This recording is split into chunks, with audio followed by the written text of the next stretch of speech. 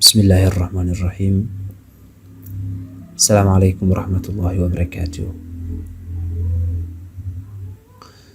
waxaan rajeynayaa dhammaantiin inaad wada caafimaad qabtaan ilaahay idin siyaadiyo annagana sidoo kale alxamdulilah.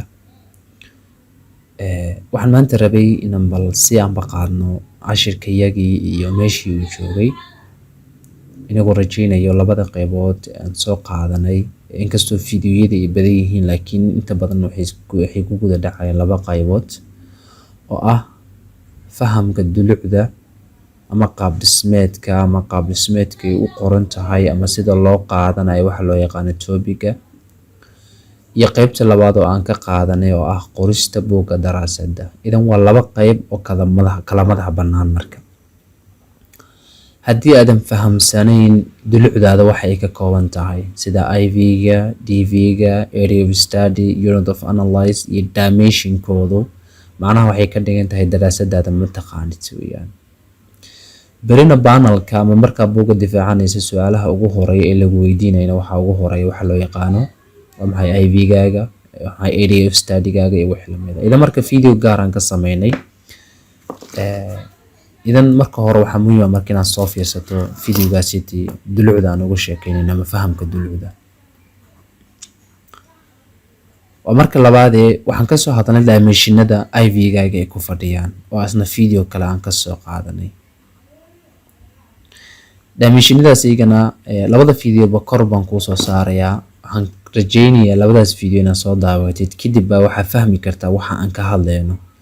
waayo hadda waxaan ka hadlaynaa oo daraasadda xoogga ku saarayna ciwaankaasi aan tusaalaha ku bixinayno maaha marka ciwaan aan iska xulanay oo anaga jeebkan kala soo baxnay. waa ciwaan fudud horta marka ugu horeyso qof kulliyad walbana uu fahmi karo. ciwaankan qaadan waxa weeyaan waa employee satisfaction iyo productivity. sababta inta badan ciwaankan u qaadano ardayda markaan wax siinayna sababtu waxay tahay kulliyad walbo arday walbo kasoo jeeda wuu fahmi karaa. laakiin haddaan qaadan lahayn ciwaan engineering ama haddaan qaadan lahayn ciwaan caafimaad ama ciwaan IT yacni qolo gaara fahmi lahayd. laakiin ciwaankan waa ciwaan inta badan productive yacni qolada businesska ha u hiiliyo oo garabkooda ha taagnaado, laakiin waa ciwaan qof walba markuu tago wax ka dhadhansan karo. idan anagoo haddana qaadanay kaaseti iskamaan qaadanay, sabab baan ku qaadanay oo ahayd inaan video dhan ka sameynay oo cashir dhan ka soo qaadanay. idan marka cashiradaasi dib ugu laabo intaasi markaan ugu tago marka ii sheeg araha kooban ama hordhac. waxaan chapter 1ka qaab qorista durusta markaan u soo gudubnana waa ilaa iyo 3 ilaa 4 video aan ka qaadanay isagana. waxaan soo sheegay marka chapter 1 inuu ka kooban yahay 9 qaybood. 9 qaybood waxaa ugu horeeya background of the study, waxaa ku xigay problem statement, waxaa ku xigay purpose of the study, waxaa ku xigay specific objective, waxaa ku xigay research questions, waxaa ku xigay scope of the study, waxaa ku xigay wax loo yaqaan significance of the study, waxaa ku xigay operational definitions. qaybta 9aad ugu dambeysana waxaa loo yaqaanay conceptual dimension. labada qaybood ee ugu horeeya ee aan kugu soo sheegay haddii aad xoogga saarto macnaha waxay ka dhigan tahay daraasadaada 100% oo daraasad dhammaystiran oo ah background of the study. haddaad ka baxsato oo lagu aqbalo problem statement-gaagana lagu aqbalo, aadna fahamto qaabka loo qorayo iyo qaabka looga hadlayo daraasadaadu ama adigaba waxaa tahay hadda ayaan kugu bishaaraynaya inaad tahay qof researcher. inta kale waa wax kooban oo hal maalin haddaad buuggan hagaha cilmi baaraha aad u qaadato, xeebta liido sheeg xeebaha kuga agdhow, goobaha kuga agdhow ee aad akhriso aan fahmayo inaad hal galab aad ku wada fahmi karto inta kale. laakiin ardayga sidiisaba waxaa la siiyaa 3 bilood ilaa 4 bilood oo buugga kusoo qorayo. inta ugu badan oo uu ku mashquulsan waxa waaye waa background sida loo qorayo oo aan video ka sameynay iyo problem statement. labadaas markaan isla soo fahmnay maanta waxaan rajeynayaa oo aan jecelahay inaan bal si aanba qaadno intii kale inordinate anagoo ka bilaabayna purpose of the study. idan marka insha allahu tacaala waxaan ku shaqeyn doonaa ciwaanka hore aan soo qaadanay. haddii videogan uu yahay videoga kugu horeeyay ee aad aragtay study, waxaan kugula talinayaa inaad dib u laabatid oo aad soo baartid cashirada kaa horeeyey bal si aad inoo fahamto meeshaan u soconno iyo qaabkaan u soconno iyo waxa aan wadno intaba.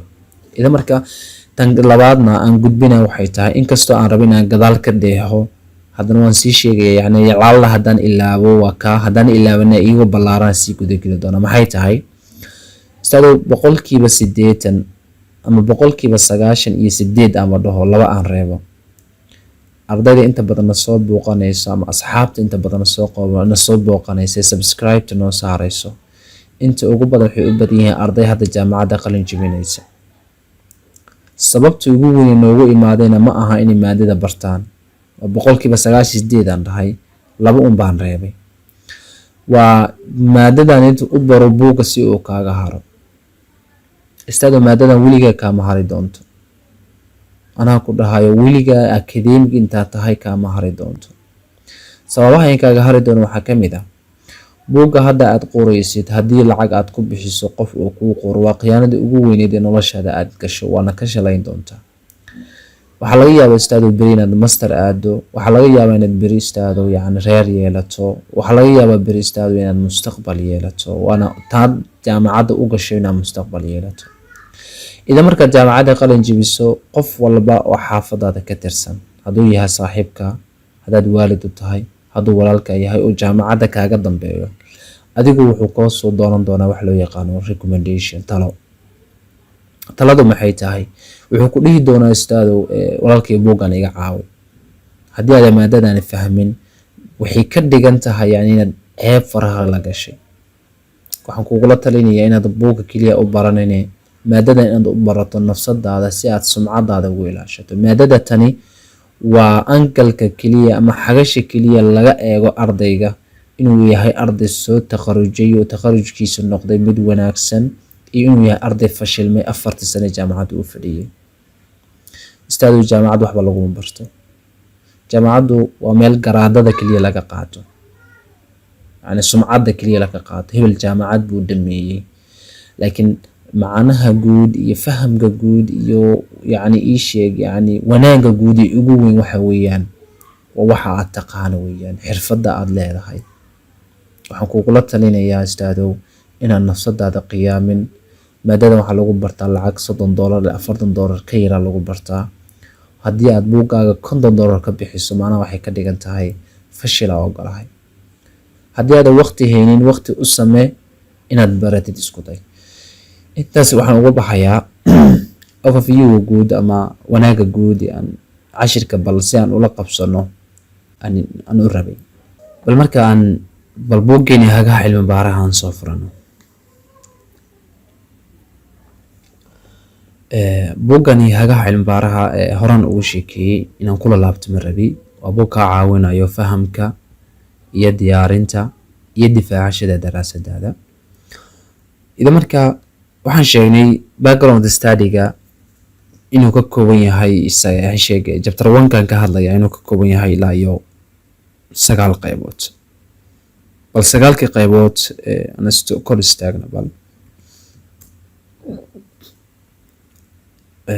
cutubkan 7aadna wuxuu ka hadlayaa asigana diyaari buugga daraasada horaan ugu soo hadlay. bal waxaan rabaa chapter 1 inaan tago. chapter 1 waa kan.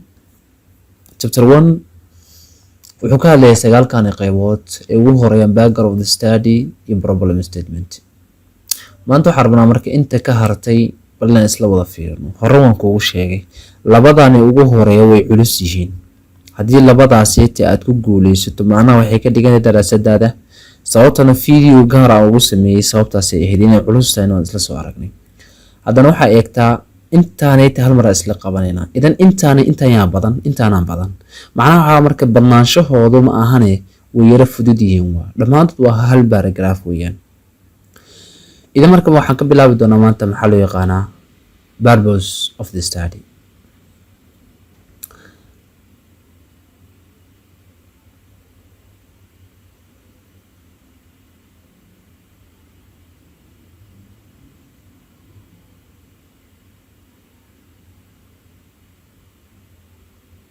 okay marka xiisadani marka hore waxaan ku heshiinay inay ku socon doonto ilaa iyo 2 qaybood marka aan ka hadlayo dhankaaneti channelka YouTube-ka. labada qaybood waxay tahay bal kow inaan isla eegno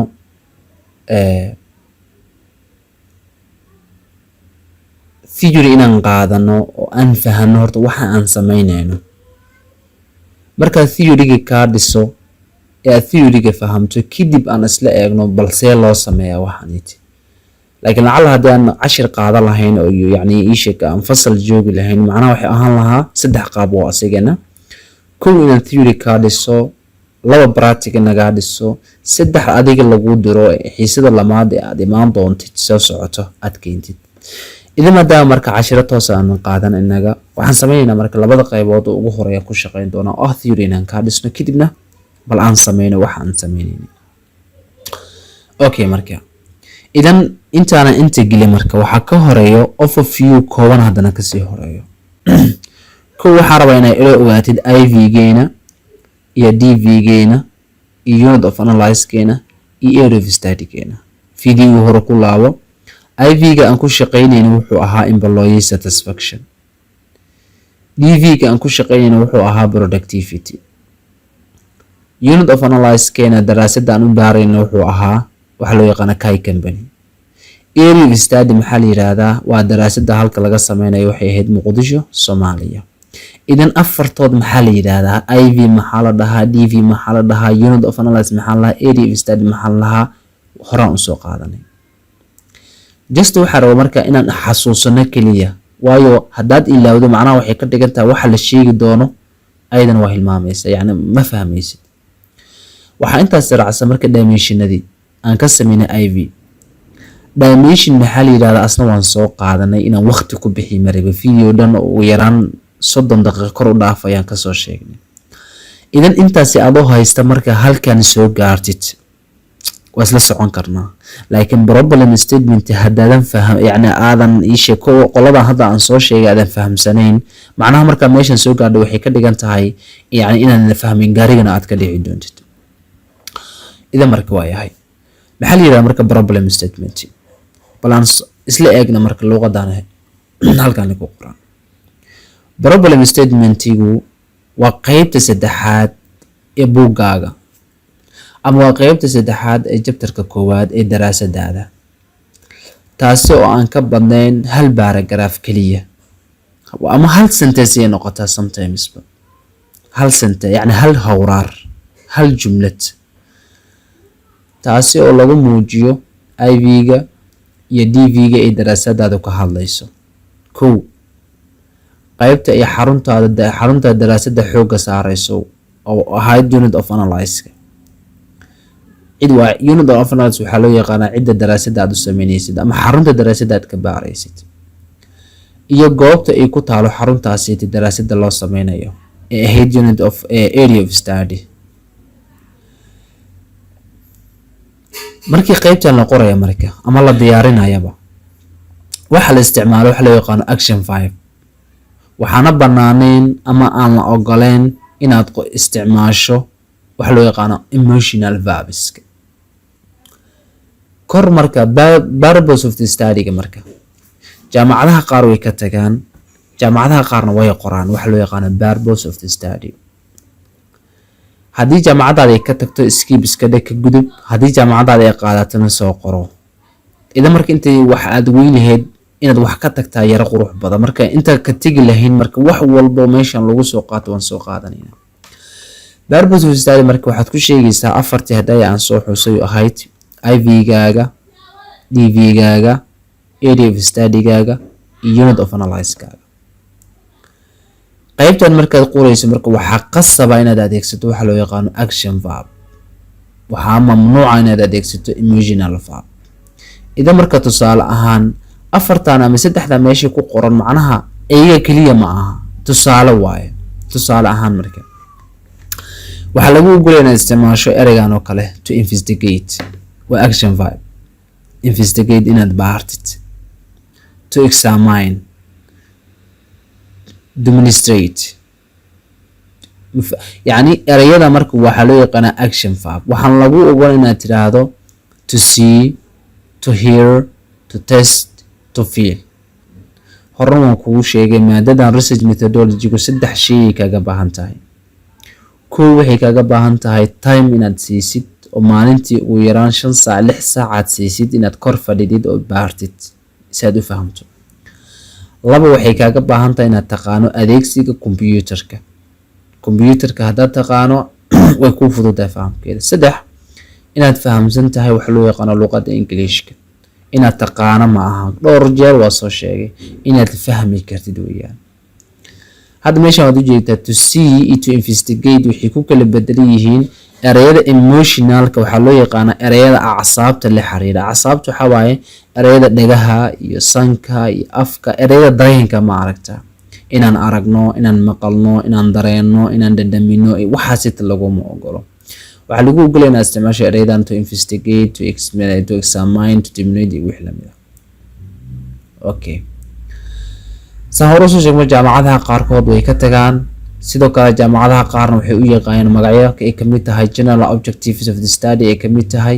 jaamacadaha qaar waxay u yaqaanaan general aim, jaamacadaha qaar waxay dhahaan motivation of the study, iyo wixii lamid ah. idan marka haddii jaamacadaada qodob kale oo aan hilmaamin wuu jiraa. isaga markii aad doonaysid inaad daraasad qortid waxaad ka soo ordin IV iyo DV yani ha ka bilaabin, howl lagama bilaabo. hawsha waxaa laga bilaabo wax loo yaqaano guideline-ka. jaamacadaada waxay bixisaa wax loo yaqaano guideline. guideline-kaas waxa waaye waa PDF ama waa book, waa ay yani PDF weeyaan muhiimada guud oo aan ka badnayn adiga 20 bog ilaa 30 bog aan ka badnayn, kaasoo ay kugu siinayso qaabka daraasadaada aad u qoraysid, farta aad ku qoraysid, cabirka aad ku qoraysid, design-ka aad adeegsanaysid, yani alignment-ga aad adeegsanaysid.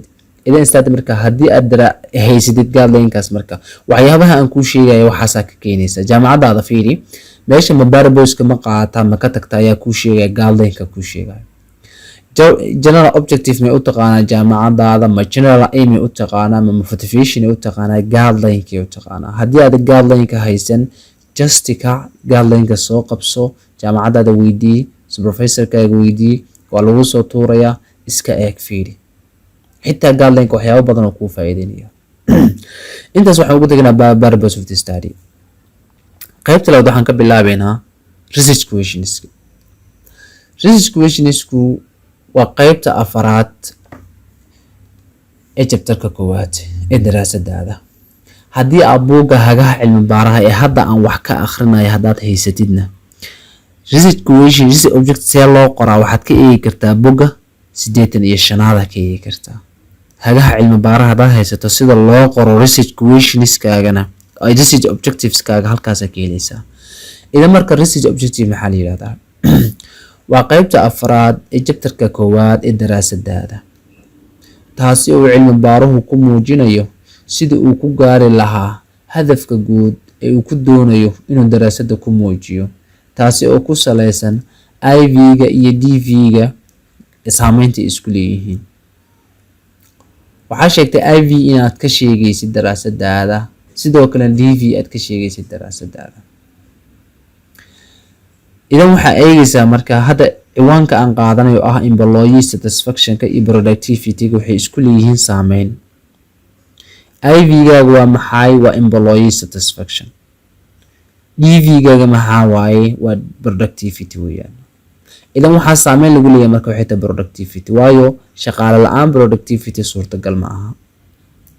si aad u muujiso marka meesha aad ku muujin lahayd waxaa loo yaqaanaa research objectiveskaaga. marka wuxuu dhahay research objective-ka waxaa loo yaqaanaa waa qaybta afaraad ee chapterkaaga koowaad ee daraasadaada, taasi oo cilmi baaruhu ku muujinayo sidii uu ku gaari lahaa hadafka guud ee uu ku doonayo inuu daraasada ku muujiyo, taasi oo ah saameynta ay IV-ga iyo DV-gu isku leeyihiin. kow asiga uu yani u qaybinayo 2 ilaa 4 qaybood, iyadoo inta qayb ee uu sameynayona ay ku xiran tahay inta dimension ee uu ka cabirayo IV-ga ama DV-ga. hore saan soo sheegnay dimension waxa la yiraahdaa hadda kuma laabanayno, hadda waa soo sheegay video ka bixiyay study maadadanaytii marka waxay ku shaqaysaa wax loo yaqaano terminology. terminology-gaas ay ku shaqeyso haddii IV ay noqon lahaa, DV noqon lahaa, methodology noqon lahaa, literature noqon lahaa, dimension noqon lahaa, waxyaabahaas inaad xooga saarto isku day fahamtana af Soomaali kuma ku fahamto buuggan hagaa cilmi baarahana wuu ku siinayaa.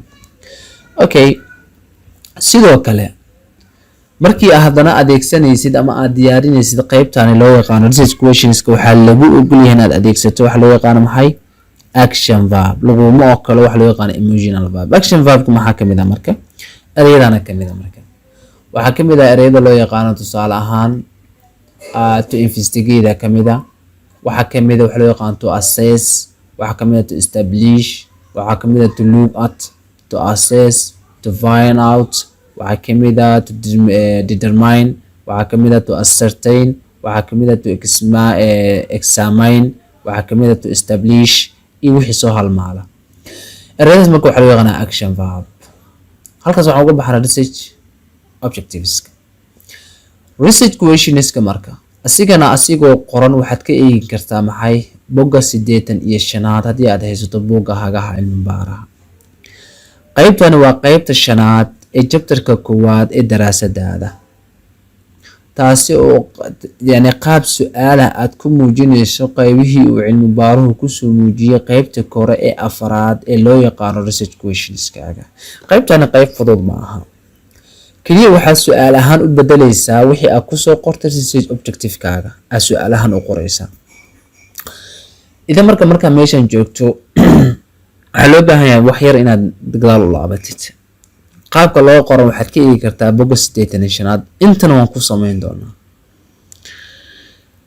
idan marka meeshan joogto marka waxaan kuu sheegay jaamacadaada guideline-keeda inuu muhiim yahay. jaamacadaada qaabka isticmaalaysa ku xiran tahay qaabka su'aalahan aad u dhigaysid. marka maxaa ula jeedaa sidaas? waxaan ula jeedaa fiiro gaar ah, bal ila fiiradaniiti.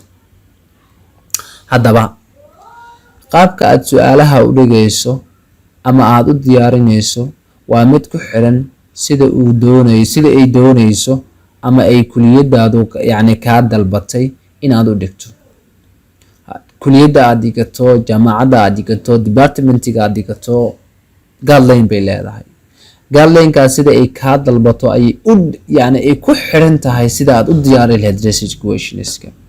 idan marka aniga qaabkan hadda u diyaarinayo haddii uusan ahayn isku day yani macnaha guud aan u socno waxaa waaye inaan salka isla wada tagno, laakiin qaabka ku tagina waa kala gooni. ood waxaa la yidhahdaa jiidist iyo qaadidda waa isku geyn haddaad jiidi haddaad qaadaba. research questionska marka qaabkan u diyaarinaya haddii jaamacadaada aysan waafaqsanayn macnaha maaha qaabkan u diyaarinaya keliya loo diyaariyaa ma aha. jaamacadaada ku laabo ilaa 4 qaybood ama la isticmaalo 4 qaybood isla wada arki doona mid ay isticmaasho adigu qaado. idan marka waxaa loo diyaariyaa marka ilaa 4 qaybood. 4 qaybood maxaa marka daamishi yani inay adeegsato su'aalaha inuu dhigto wax loo yaqaano 1 to 1 inuu dhigto inuu dhigto wax loo yaqaano money to 1 iyo wax kale loo yaqaano 1 to money iyo money to money. maxaa waxa sid loo yaqaanaa? waxaan ku soo sheegay daraasadu inay u baahan tahay IV, inay u baahan tahay DV iyo dimensions. intaasiti waxaan filayaa qof walba inuu ka dhisan yahay. maadada research methodology ma aha cashir walba inaad iska qaadan kartid. macnaha waxaa weeyaan cashirkii hore waxaa muhiim ah inaad fahamsan tahay si aadan u gudbin cashirka labaad. oo cashirka waad markaad joogtid fahamku wuu sii kordhayaa, culeyskuna kugu sii badanayaa. idan marka adigoo wata marka IV-gaaga iyo DV-gaaga iyo dimensionskooda waxaa isticmaalaysaa 4tan si aad u diyaariso yani waxa loo yaqaano research questionskaaga. waa isla fahmi doonaa marka 1 to 1, money to 1, 1 to money, money to money maxaa loo yaqaanaa? money to 1, 1 to 1 waxaa loo yaqaanaa inaad isla fiiriso IV-gaaga soo hal ma aha, DV-gaagana waa hal, inaad labada isku fiiriso. oo la isku eegayaan dhaha saameynta IV-ga iyo DV-ga isku leeyihiin. tusaale ahaan qaabkan u soo jeedinaysaa. idan marka haddii jaamacadda tan ay qaadato waxaa tahay qof nasiib badan, waayo yani daraasadaadu waxay noqon doontaa mid basiida oo aad u fudud. tusaale marka 1 to 1 haddii isticmaasho macnaha waxaa marka waxaa su'aal ahaan ka dhigaysaa saameynta uu IV-gaaga ku leeyahay DV-gaaga bas inaad soo qaadatid. tusaale ahaan su-aasha qaabkana u dhigaysa waxaa leedahay what is waxaa leedahay sorry konton 67 dhiba. okay halkan bisaan kasii soconaynaa.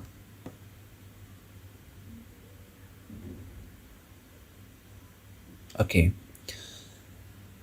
maxaa loola jeedaa marka waxaa loola jeedaa su-aasha waxaa u dhigaysaa keliya haddii aad isticmaalayso waxaa weeyaan 1-to-1 haddaad isticmaalayso 1-to-1 markaad isticmaalayso waxaa leedahay keliya halkan su-aal bisaa lagaa rabaa.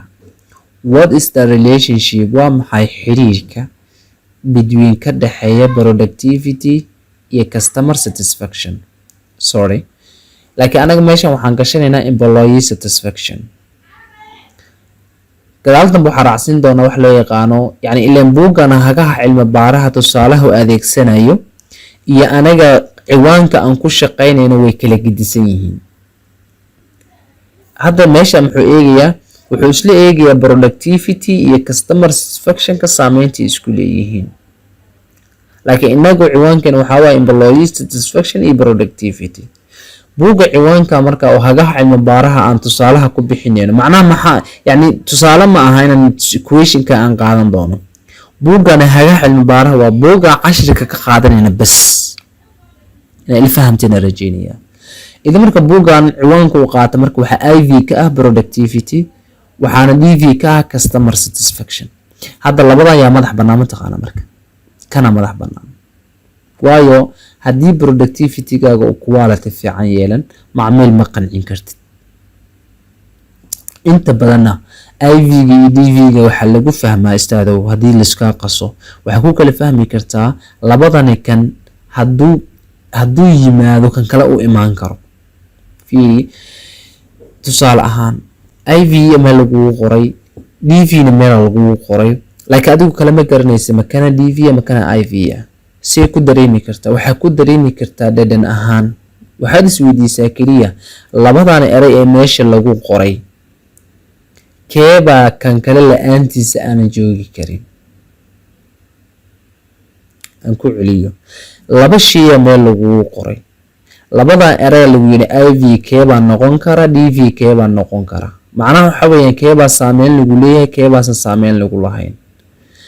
idan si aad usoo saarto waxaad adeegsan kartaa casaabtaada dareenkaaga u adeegsan kartaa oo ah labada eray isla fiiri labadana eray waxaad isweydiisaa markaa labadana eray keebaa keligii taagnaan kara oo hadduu yimaado kadib oo midka kale imaan karo. hadda markaa isla fiiri markaad maqaayad furto maqaayadda markaad furtid ama dukaanka aad furtid ama shirkad aad furaysid yaa horeeya inaad macaamiisha ka fikirtid iyo inaad ka fikirtid wax soo saarkaaga. waxaa horeeya inaad ka fikirtid wax soo saarkaaga. gabadha saaga markay furto maqaayadda ama dukaanka ay furto waxa ugu horeeya ay ka fikirayso waxaa waaye inay soo adeegato macmiilku wuxuu u baahnaan kara ay keento. markaad wax keento kadib macmiil ilaah baa kugu dhaarshay bal orodoo suuqa tag oo dukaan fur dukaankaasayta iska faalihiisoo dhan eber ka dhig 4 darbi isdayaysa ka dhig wallahi hal qofna kugu soo leexanayna ku weydiin shay. laakiin markaad dhar keento oo aad maacuun keento oo aad agab kala duwan keento oo aad bagaash keento oo kaba keento xitaa haddaana hayni waxaan anigu rabo at least waan kugu soo leexanaya waxaan ku leeyahay shay hebel ma haysaa. idan lagugu soo leexda maxaa keenay in dukaankaagu camiran yahay uu buuxo. idan marka macmiilkiina soo leexdo ku yimaado iyo productivity-ga waxa hore marka productivity ciwaankaygana falfiido oo tusaalaha aan ku qaadanayo oo ciwaanka iyaga oo ah employee satisfaction iyo productivity. productivity ma soo saari kartaa adigoon shaqaale haysan? sorry may. idan productivity-na keento iyo inaad shaqaalihii keenta iyana waxa horeeyo inaad shaqaalihii keento. idan marka shaqaalaha keento ayaa productivity la helayaa. productivity markaa keenta kadibna customer la helay. marka ciwaanka meesha ku yaala ku wareeyno waxa ula jeeda marka ciwaankan aan qaadanayno overview-gan waxa loo yaqaan employee satisfaction iyo productivity. laakiin kan waa buugga hagaha cilmi baaraha tusaalaha uu ku siinayo. marka aan ku soo laabanayo one to one markaad adeegsanaysid waxaad daraasadaada ay u baahnaanaysa hal su-aal oo ah inaad isla eegtid IV-gaaga iyo DV-gaaga oo ah what's the relationship, waa maxay xiriirka ka dhexeeya productivity iyo customer satisfaction Indian Ocean. Hadda meeshaan fiiri area unit of analysis-ka uu qaatay xarunta uu qaaday waa Indian Ocean Restaurant waaye. Fahmaysaa? Idan marka Indian Ocean Restaurant macnaha anaga keena wuxuu ahaa Kai Company iyo Muqdisho Soomaaliya. waa markaad adeegsanaysid IV-gaaga iyo DV-gaaga markaad qaadanaysid research questions-kaaga daraasadaada one to one markay ku shaqaynayso. Money to one maxaa loola jeedaa? Money to one waxaa loola jeedaa waa iyada oo la isku eegayo saameynta ee dimensions-ka IV-gaaga ku leeyihiin DV-ga. Tusaale ahaan fiiri intii horeeya money to one macnaha waxaa marka IV-gaaga iyo dimensions-kooda waxaad ku eegaysaa DV-gaaga bas. Inta fiiri midigtana waxaa jira money. Midigta money waxaa waa calaashan IV isa iyo dimensions-kiisa ayaad ku fiirinaysaa waxa loo yaqaan maxay one to one marka aad waxaa IV-ga bas iyo DV-gaaga bas. Money to one waxaa waaye IV-gaaga iyo dimensions-kooda inaad ku fiirisid waxa loo yaqaan saameyntii ku leeyihiin DV-ga. tusaale ahaan marka ina su'aalahaaga marka tusaale ahaan hal su'aal tusaale ku soo qaatay waa maxay xiriirka ka dhaxeeya efficiency waa inta badan erey laga eego productivity no meeshii wacneed uu gaaray iyo customer satisfaction. haddii one to many hadaa maqashana macnaha waxaa weeyaan IV-gaaga inaad u fiirisid DV-gaaga iyo dimensions-kooda. one markaad bidix ku aragto macnaha waxay ka dhigan tahay IV-gaaga bas waxaad ku eegaysaa saameynta uu ku leeyahay DV-gaaga iyo dimensions-kooda. Money to money maxaa waaye? Money to money waxaa weeyaan inaad isku fiirisid waxa loo yaqaano IV-gaaga iyo dimensions-kiisa inaad ku fiirisid DV-gaaga iyo dimensions-kooda. marka waxba kama tagaysid inaad ila fahamtaa oo malaya marka concept-gaas marka diyaarinaysid wax loo yaqaano research questions-kaaga waxaa lagaga baahan yahay jaamacadaada waxay adeegsato ma money to money money to one miya one to money miya money to money miya. idan hal mar haddaan ku laabto waxay tahay one to money markaad adeegsato macnaha waxaa weeyaan IV-gaaga iyo DV-gaaga bas isku fiirisid. money to one markaad adeegsanaysid waxaa weeyaan IV-gaaga iyo dimensions-kiisa inaad ku fiirisid DV-gaaga. one to money markaad adeegsanaysid waxaa waa IV-gaaga iyo inaad u fiirisid saameynta ku leeyahay DV-gaaga iyo dimensions-kooda waxa loo yaqaano money to money waxaa waaye IV-gaaga iyo dimensions-kiisa saameynta ay ku leeyihiin DV-gaaga iyo dimensions-kooda. hada wabillahi tawfiiq. halkaasi waxaan ku bixinaa marka kaaseti waxaan rabnaa in galo qaybta lixaad ee ah scope of the study. scope of the study asigna soo qoro waxaad ka eegi kartaa boga lesdeedanationaad marka. hadda waa maxay marka? waa qaybta lixaad ee chapter-kaaga koowaad ee daraasadaada taasi oo cilmi baaruhu ku muujinayo saddex waxyaabood laga doonayaa marka scope inaad ku sheegtid. scope waxa laga doonayaa kow duration inaad sheegtid. duration waxa weeyaan daraasadaada goorma bilaabanaysaa goormaysa dhamaanaysaa. haddii aad tahay arday semester 7 ama semester 8 waxaad eegaysaa daraasadaada goorma lagu diray lagu soo baar. مثلا tusaale ahaan oo kale January ama February kale ku bilaabanaysaa ilaa March laga doonayaa soo ma ilaa March in February yani aan dhaho Febraayo ama bisha labaad ee sanadka ilaa iyo waxay soconaysaa semester 8 kina tahay oo ah ilaa July gaaraysa. haddii sanadka dhanka kale laga fiirsano waxay soo bilaabanaysaa waxa loo yaqaano November ilaa iyo February bilaabanaysaa marka. idan adaa laga rabo marka 6 bilood ee aad ku jirto gabagabeynaysa jaamacadda inaad ku soo qaadato. labo continent waxa waaye daraasadaada variableska ee xooga saarayso sida IV-gaaga DV-gaaga iyo wixii la mid ah. content marka waa waxyaabo xooga saarayso. geography halka aad ka qorayso waa goobta aad ka qorayso daraasadaada intaas aad sheegaysaa. idan marka sida loo qoro waan arki doonaa. haddaad buugga haysatana waxaad ka eegi kartaa buugga 85aad.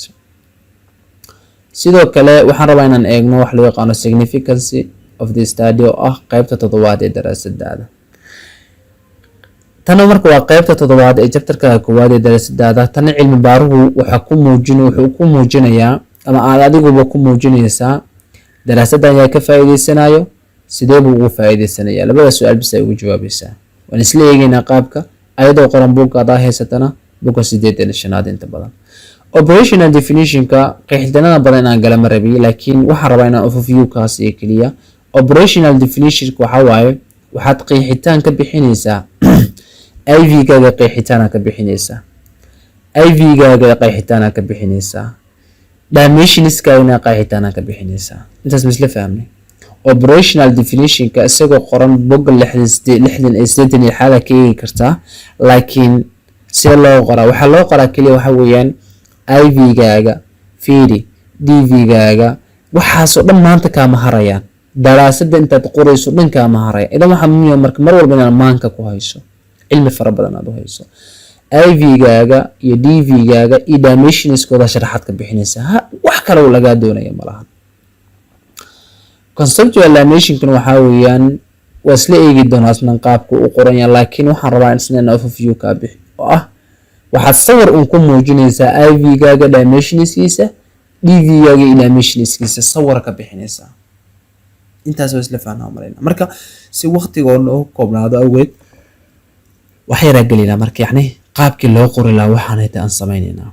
marka insha allahu tacaala idan marka waxaan u baahanahay kaliya waxay tahay marka mar walba inaadan hilmaamin IV iyo DV-ga iyo dimensionskooda. idan mar walba inaad maanka ku haysid, qalbigana aad ku haysid. toor si loo qoraa marka aan isla eegna marka oo aan tagno page-keena caadiga ahaa xagaha ardayga chapterkeena aan furano. marka waxaan filayaa chapterkeena inuu kan yahay. waxaa noogu dambeysay bisha koowaad 5teeda noogu dambeysay aan furno. chapterka markuu noo soo kaco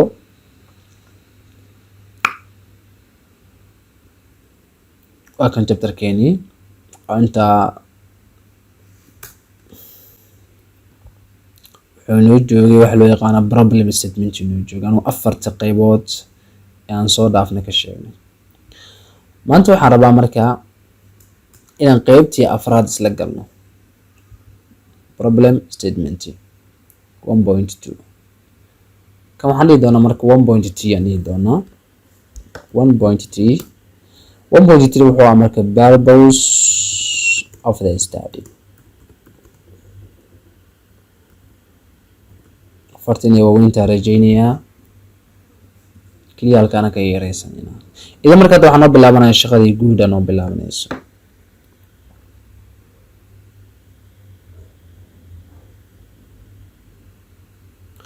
fartan kaliya yaray rabaa lower case iga dhig, calaamada bold iga saar.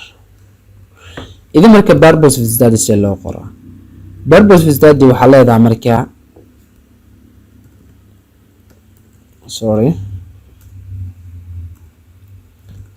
the purpose of the study intaan dhihin waxaa leedahay of this study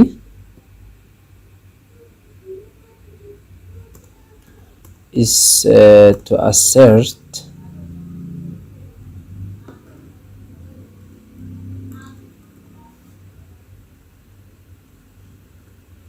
to ascertain the relationship between employee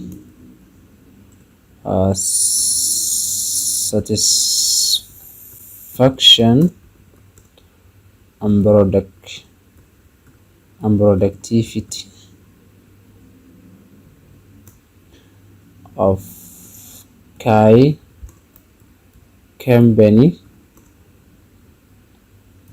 in Mogadishu,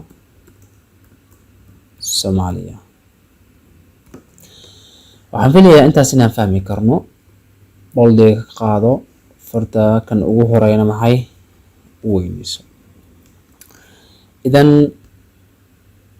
purpose of study oo dhan lagu sheegayo waa intaasiti numberkan raacay ka tir idan kai company meeshaniti company ku qoran tahay capital ka dhigo capital ka dhigo idan marka purpose of study waxaan sheegnay afar qaybood ku sheegaysaa IV gaaga oo aan ku sheegay employee satisfaction waxa kale ku sheegaysaa DV gaaga oo aan ku sheegay productivity unit of analysis kaaga xarunta daraasadda ka baaraysid iyo Muqdisho Soomaaliya intaas bisa sheegaysaa laakiin waxa adeegsanaysaa action 5 ka oo ah to ascertain to establish to investigate waxyaabaha sidii adeegsanaysaa saasta waxaan ku qoray waxa loo yaqaano purpose of the study waxaan filaynaa aad u fududahay that's why aan ku dhahay haddii background of the study iyo problem statement intaas sidii haddaad ku guulaysato daraasadaada ay ku qoran tahay daraasadaada ay ku qoran tahay qaybta labaad qaybta afraad aan galno marka qaybta afraad waxaan dhan waxa loo yaqaanaa inta aan amrayo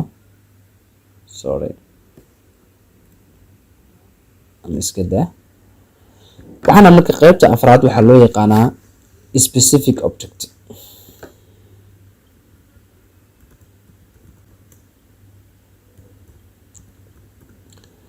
of the study ama objective leedahay ma aqaan waxaan iga weyniinaya ma aqaani laakiin aan ku laabto waxaan leeyahay lowercase dhig okay specific object waxaan sheegaa isagana waxaad sheegaysaa daraasadaada ahdaafteeda adigoo adeegsanayna action verb to investigate to assess to find out wixii la mid ah marka si aan qorayaa marka waxa leedahay wana qoranaysaa koo markaad qorato waxa leedahay niyada waxa ku soo qabsanaysaa dimensionskaaga iyo jaamacadaadu qaabkii u qaadanaysay ma waxa adeegsan doontaa one to many waxa adeegsan doontaa one to one waxa adeegsan doontaa money to money waxa adeegsan doontaa money to one aan ku soo celiyo jaamacadaada guideline-keeda fiiri ardayda ka horeysay buugagta qoran fiiri waxa adeegsanaysaa one to one si ahdaafta u gaartay waxa adeegsanaysaa one to one waxa sheegay marka IVDF ki marka isku fiirinayso hal su'aal kaliya jawaabtaada ay noqonayso daraasadaada one to many waxa way marka IV gaaga aad u fiirinayso DV gaaga iyo dimensionskooda money to one marka aad u fiirinayso waxa IV gaaga iyo dimensionskooda marka aad u fiirinaysid DV gaaga money to money waxa way marka waxba ka tagayeen oo ah IV gaaga dimensionskiisa aad u fiirinaysid saameynta uu ku leeyahay DV gaaga iyo dimensionskooda idan adoo taas gacmaha ku haysta marka ana marka waxa adeegsan doonaa money to one ayaa adeegsan doonaa money to one oo ah IV gaaga dimensionskooda saameynta uu ku leeyahay DV ga marka waxaan leeyahay action verb aan ku hormarinaya waxaan leeyahay marka is to assess issue baniyo waxaan leeyahay marka to assess waxaan rabaa inaan anigu baaro the relationship xiriirka between kala dhaxeeyo dimensionkan wuxuu ahaa kow promotion buu ahaa Soomaalian promotion promotionka marka waxa ahaa dimension aan ka baran employee satisfaction-ka iyo saameyntii isku leeyihiin wax loo yaqaano productivity waxa ku raacinaysaa wax loo yaqaano unit of analysis kaaga ana keen wuxuu ahaa kai company buu ahaa iyo in Indian Ocean ama in kai yani meeshii loo yaqaan in Muqdisho Soomaaliya aan dhiraahday in Muqdisho Soomaaliya su'aasha labaad waxa leedahay dimensionkaaga labaad bisa qaabkan u soo qoraysaa oo waxa leedahay to find out waxaan rabaa inaan helo the relationship xiriirka between kala dhaxeeyo job security and productivity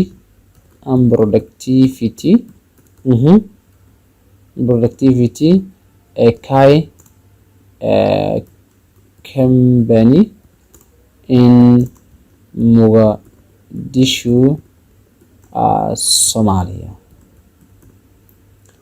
Ja waa ka marka waayo labada jaamacada qaar marka saddex dimension ka yar ma yeelayaan laakiin aniga labada dimension si ay noogu koobnaato waqtiga awgeed aan u sameynaya labadan dimension marka aan ka baaray maxaa waaye waa employee satisfaction iyo waxa loo yaqaano productivity promotion iyo waxa loo yaqaano job security idan marka su'aashaada specific questions ka qaabkaan u dhigaysa laakiin adigu adeegsanayo action verb inta markaad joogtid labadan qaabba waxaad adeegsan doontaa wax loo yaqaano action verb ooyo inta waxaan ku adeegsaday to ascertain inta waxaan ku adeegsaday assess inta waxaan ku sii adeegsaday find out idan marka qaabka marka aad dhigtid aad ka tagaysaa waxa leedahay marka muhiimada guud waxay tahay kaliya labada eray ugu horeeya oo inaad capital ka dhigtid to iyo to okay marka intaas adeegsatid waxaa leedahay 1.5 hadda fiiri laba qaabasaan ku diyaariyey oo ahayd purpose of the study iyo specific objectives kaaga waxaan gelaynaa haddana waxa loo yaqaano research questions kaaga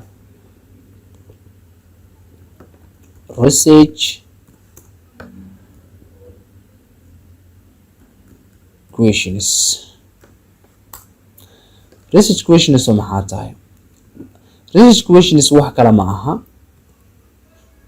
kaliya specific objects kaaga waxaad ka dhigaysaa qaab su'aala u bedelaysa bas oo maxaa leeyahay marka waay halkan ay imaanaysaa wana qoranaysaa waxa leedahay marka waxay tahay su'aalahan waxa leedahay marka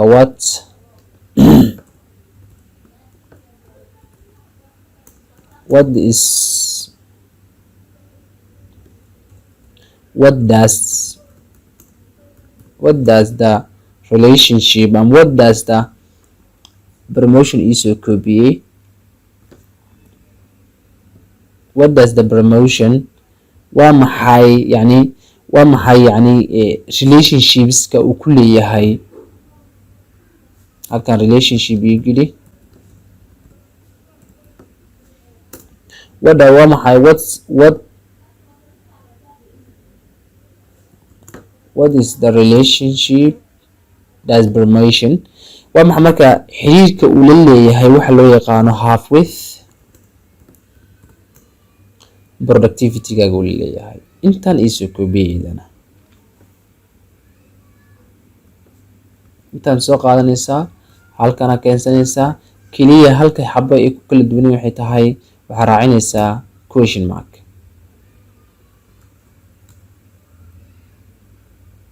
afana mareynaya erayga ugu horeyna waxaan ka dhiganaynaa capital intaana iisoo koobiyey gadaal ii keen gadaal markaa ii keenta keliya ereygaanita oo ah maxay job security iisoo koobiyey meeshan oo promotionka levy uu sameeyo hada billahi tawfiiq saasna waxaan ku diyaarin hadeertan wax loo yaqaano 1.5 oo ah research questions kaaga 1.6 galeyna marka waxaan rabaa marka erey yar inaan halkan ku daro saddexdan qaab ee hadda aan soo sheegay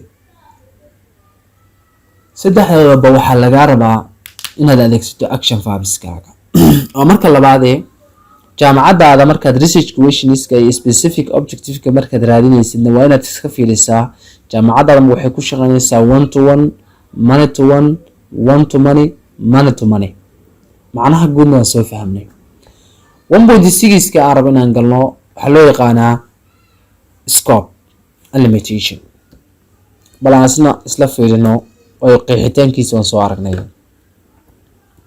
scope and limitation of the study boldiga waa loo baahan yahay laakiin farta aan bedelno oo lowerkiisa aan ka dhigno okay scope waxaan sheegnay marka saddex shay ayaa ku sheegaysaa kow durationka waqtiga daraasadaada aad qoraysay labo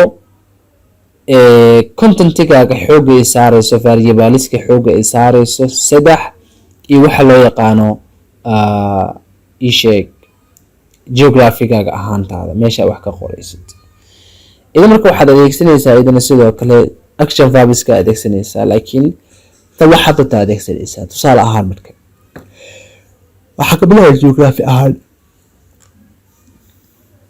waxaa leedahay marka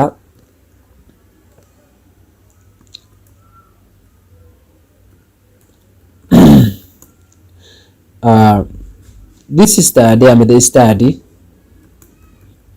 daraasadu will concentrate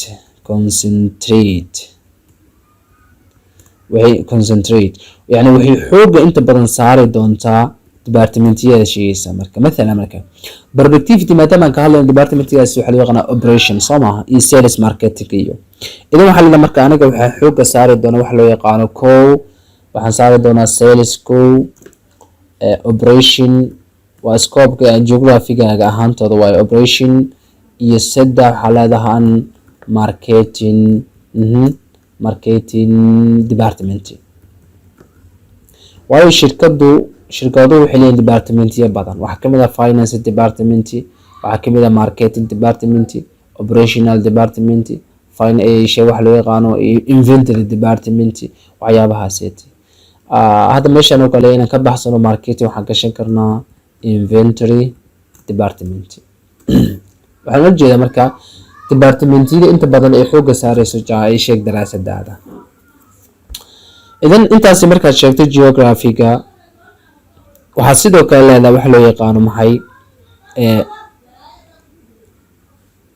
departmentyada xooga ay saareyso waa halkee marka waxaa leedahay waxay ku yaalaan in Kai company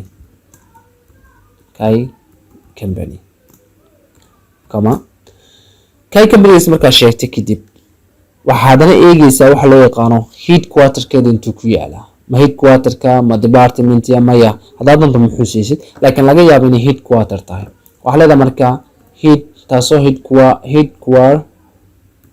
headquarterka in ku yaala maxay in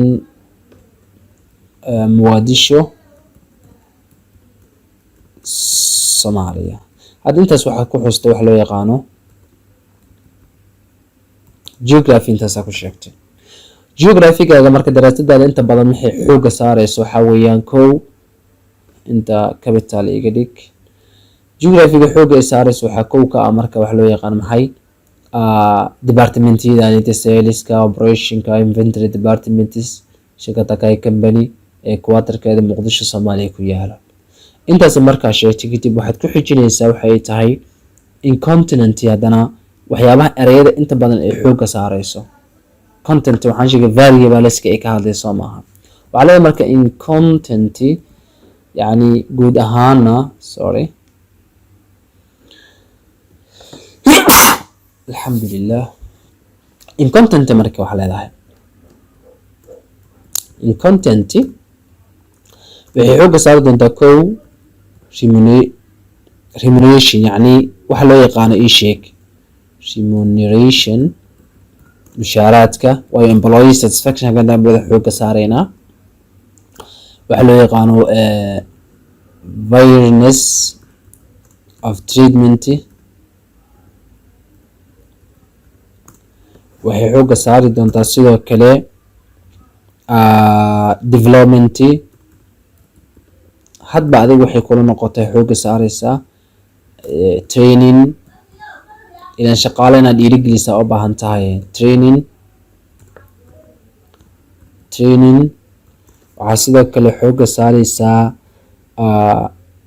adiga terminolojiyada inta badan ee kusoo lalaabanaysa variableska waayo remunerationka hadaa ka fikirto shaqaalaha waxay dhiirigelin u tahay haddaa u cadaalad fasho dhiirigelin u tahay horumarkooda inaad tababar siiso dhaqaale fiican u keento agab fiican u keento computer wanaagsan u keento yani waxaas waxay u tahay dhiirigelin usii noqonaysaa idan marka variableska inta badan xooga saareyso waa variableskaasiti intaas haddana markaa sii jeetay kadib waxaa leedahay marka internet marka waxaad sii eegeysaa haddana iyo under waxaa loo yaqaano under relation with haddana ay xiriirka ila leeyihiin productivity intaasaa xooga saareysa among employee of Kai Company in Muqdisho, Soomaaliya.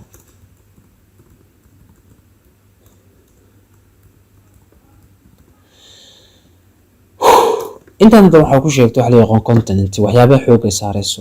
waxaa tiri marka waxyaabaha xoogga saarayso waxaa waaye waa mushaaraadkii, inay cadaalad samayso, horumarkii, tababarkii iyo xiriirka ay leeyihiin productivity-ga, yacni ay shaqaalaha dhexdooda ah. shaqaalahaas intay ka shaqeeyaan Kai Company intay ku taalaa Muqdisho, Soomaaliya. intaas markaa sheegtay kadib hadda waxaa ku dhiman kaliya waxay tahay durationkaaga. idan marka waxaa leedahay marka the study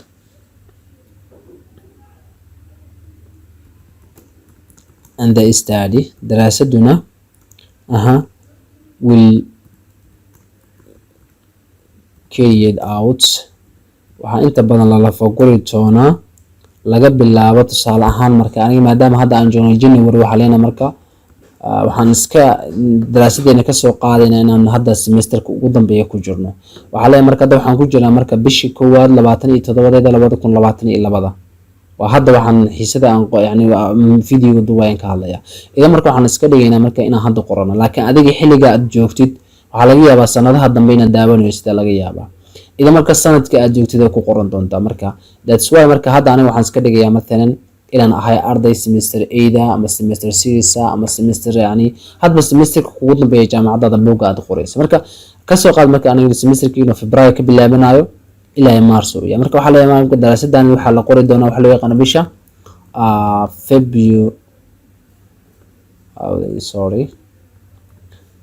February to June صح. هذا وبالله التوفيق. intaas waxaa ku waxaa la marka sanadka kaliya 2022. inta marka saddex baa isku jirto geography iyo halahanetiya, internet iyo loo yaqaan continent oo waxyaabaha xoogga ay saarayso, iyo intaan ugu dambayso oo loo yaqaan iyadana geography waxa loo yaqaan sheeg durationka daraasadeeda la qorayo.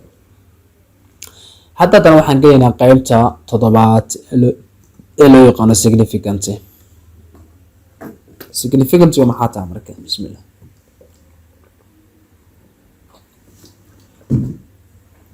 significance-ga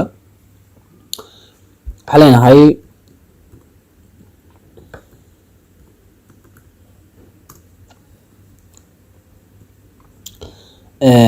significance of the study. malaha qaabka u qoreen sax ahayn. significance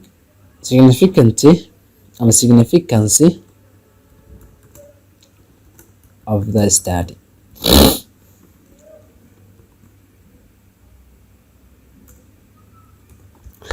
significance of the study-ga waxaan sheegnay marka waxaa sheegaysaa laba su'aal ka jawaabaysaa. daraasadaada ayaa ka faa'iideysanaya kow iyo sidee uga faa'iideysanayaan. haddii jaamacadda ka tagto qaybtan waa muhiim oo ku dhacatayba. haddii aysan ka tagin laakiin waxaad u qori kartaa qaabkaad adigu isleedahay. marka waxaa leedahay tusaale ahaan oo kale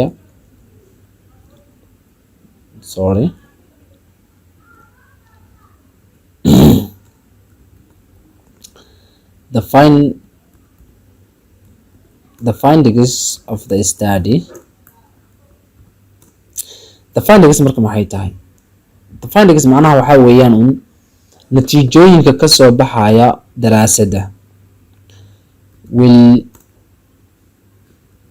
specificant waxaa tirahdaa special iska dhigo waxay si gaara help u caawinaysaa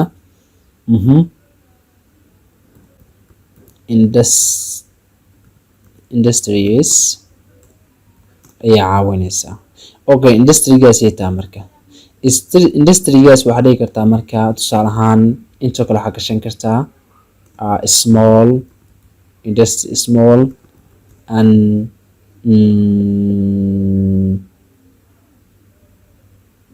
large iska dhe labadaba way anfacaysaa.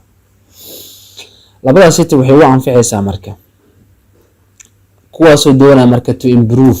maxay doonayaan inay sare kor u qaadaan, improve aan dhahayo, inay sare u yara qaadaan productivity-gooda.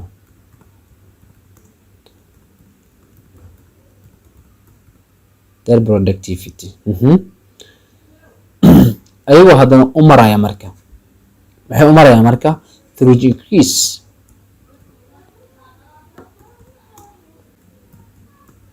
inay sare u qaadaan, iyagoo sare u qaadaya maxay the employee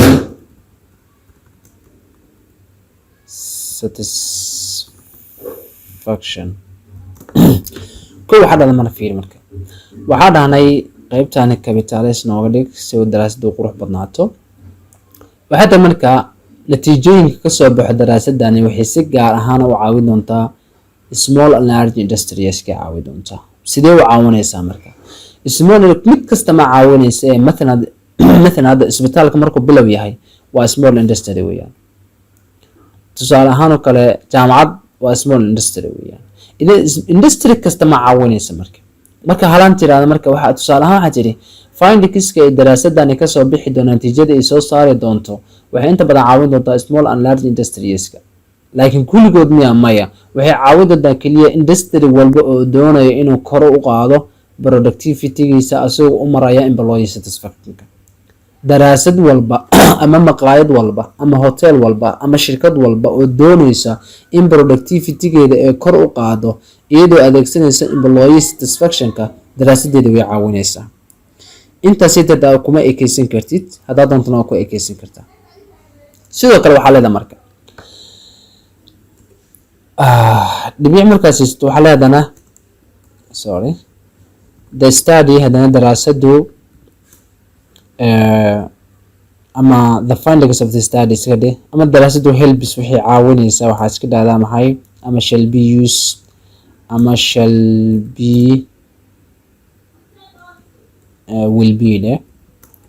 will be used waxaa loo adeegsan doonaa ama loo isticmaali doonaa as a reference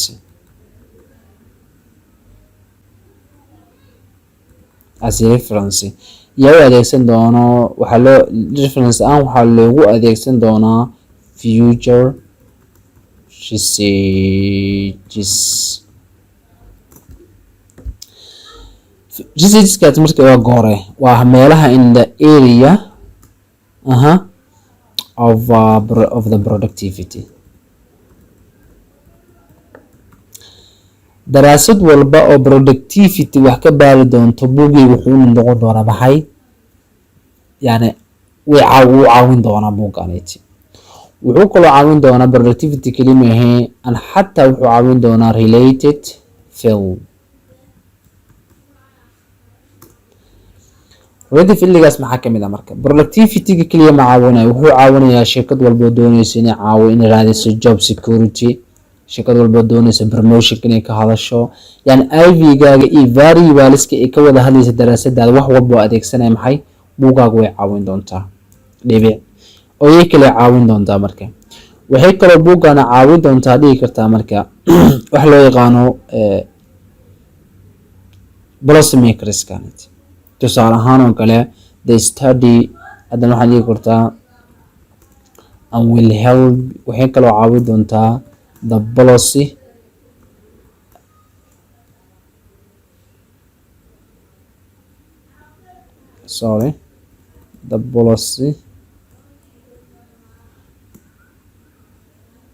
ereygan xasuusan policy sida loo qorayo, laakiin adigu haddaad taqaano yani naga sii sax yani waan sii adeegsan karnaa keliya yani laakiin sida aan rajeynaya waxay tahay the policy insan u qoran tahay the policy makers. policy makers kaasoo haddana to formulate yani doonayo inay qaacidiyaan inay hagaan ways to how qaabka ay u doonayaan maxay improve inay sare u qaadaan the country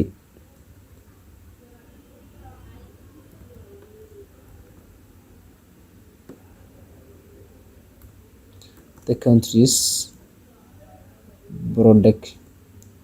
productivity productivity and profitability.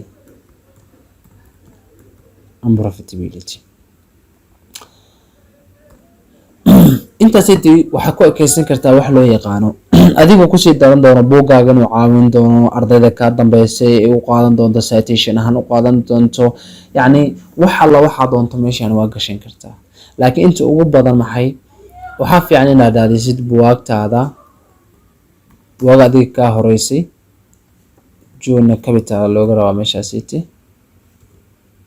June ida marka intaas hadda waxaan ku qoran marka afar qaybood afarta qaybood waxay ahaayeen kow specific objective kan kugu sheegayna afartada variable ku sheegay sidoo ahaa dv gaaga iv gaaga iyo waxa loo yaqaan yani dv gaaga iyo unit of analysis gaaga iyo area of study gaaga specific objective kaaga adeegsan doontid action verbs ka adigoo eegi doono xiriirka kala dhaxeeya maxay adigoo adeegsan doono money to wax loo yaqaan money to one anagoo adeegsanayno hadda jaamacadda mid qaadan doonto research questions wuxuu ahaa kaliya inaad su'aal u bedesho objectives kaaga scope-ku saddexa ku sheegaynay duration-ka continent-ga iyo geography-ga limitation-ka ama significance-gana waxaan ku sheegaynay wax loo yaqaan significance-ga waxaan ku sheegaynay daraasadaadu iyo caawi doontaa warcad soo maaha qaybtani sideedaad 1.8 waxaa ku sheegi doontaa wax loo yaqaano operational definition. Operational definition maxaa la yiraahdaa waan isla eegi doonaa lower case iga dhig bold iga dhig ala wabillahi tawfiiq.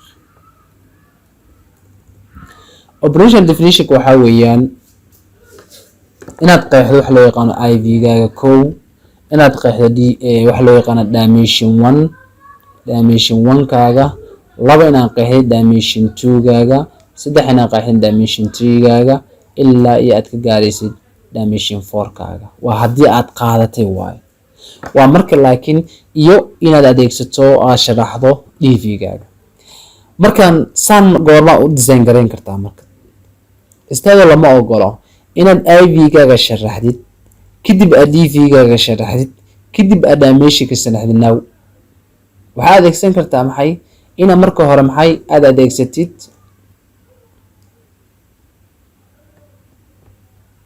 maxaad adeegsanaysaa DV gaaga inaad soo hormarisid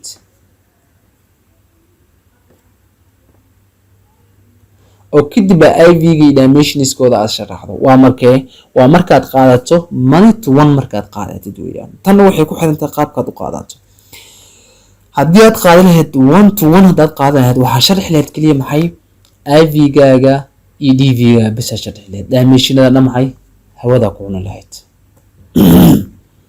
laakiin haddii aad qaadatay qaabka daraasada haddaan u qoray oo ah wax loo yaqaano money to one waxaa lagaaga baahan yahay waxay tahay inaad marka hore IV gaaga DV gaaga sharaxdo kadib aad IV ga dimensionska sharaxdo wiji waaye waxaa kale wiji noqon karaa oo qaab noqon kara maxay tahay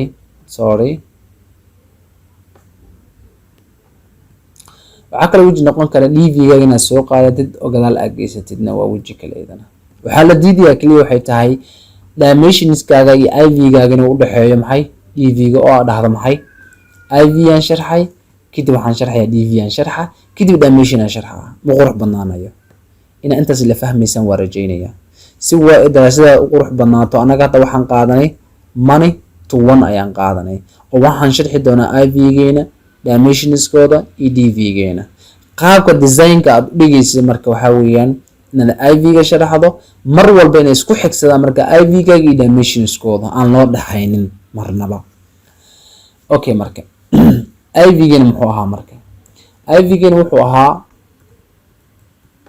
employee satisfaction kaasa marka sharaxaad naga rabo marka laba qaab waa samayn kartaa inaad buugtaada hore ku laabatid inaad haddii ku qadka in gashid internetka oo aad soo baari doonto sharaxaad kooban oo bixinaysa wax loo yaqaano IV gaaga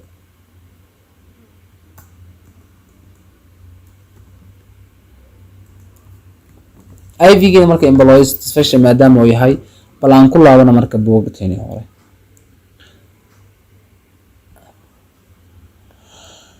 agaha ardaygaas oo galno buugga employee satisfaction oo ka hadlayaa buuggan aan ka baarana bal waxaan leenahay employee ii koobiyey copy ii dheh kadib waxaa dhahdaa control F taabo adoo controlka computerka F riixayo daaqadana kusoo bixayso kadibna xagga ku koobiyeyso waxaa ku dhahdaa paste send marka afar mar lagu sheegay buu leeyahay afarta mar ilaahay ka dhig bal midna anfaca buuggaani wax la yiraahdo productivity employee satisfaction la yiraahdo kuma jiraan waynu ku laabaneynaa kadib waxaan aadeynaa wax loo yaqaano maxay buugaa kala aadeynaa in Soomaali igilibo labor and skill igili control F de control V fude kana ma sharxayo waxaan sidoo kale soo qaadanaynaa kan waa iska xireynaa buug labaad raadsanaynaa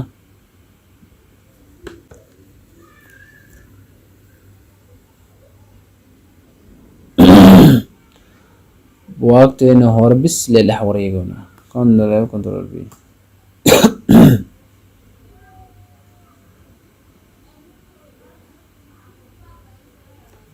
kana wax uu sheegaya malahan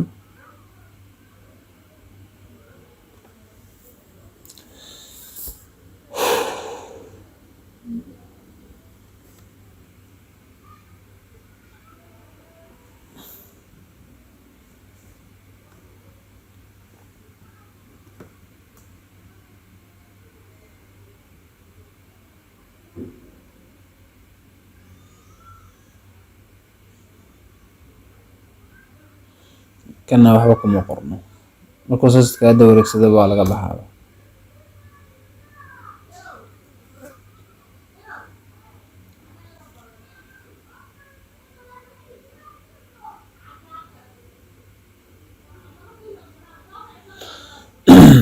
waxaan rajeynayaa yani dee waqtiga ujeedaas oo kaaga baxayo idan waxaa laga rabaa marka يعني أنا وقت بدن أهورت هذا كليه وحن رادين واحد لو يقنا employee satisfaction بس لي رادينونا أنت سو وقت هذا نجا بحاك ورا إذا مركا أذينا واحد لقى دنيا ويران 5 ساعات 6 ساعات ما دان إن تسيسيد هدية الدنيا سيد إن تكون قادو